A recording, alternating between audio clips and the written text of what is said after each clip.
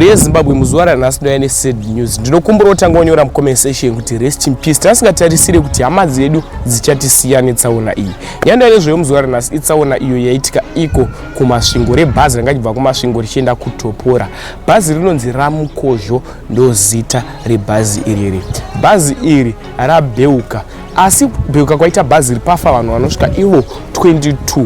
Mbudiro uri kuita nyaya iyi kuti munyoro waitwa nyaya iyi. Zviri kunzi bhazi iri chakonzeresa kuti riite FT accident ranga raka overloada nekuti bhazi rofanira kutakura vanhu 75 vakagara, asi iro ranga rakatakura vanhu 105 zvichireva kuti ranga rakawedzera vanhu ne35. 75 yemongo vakagara chireva kuti 35 vanga vakamira.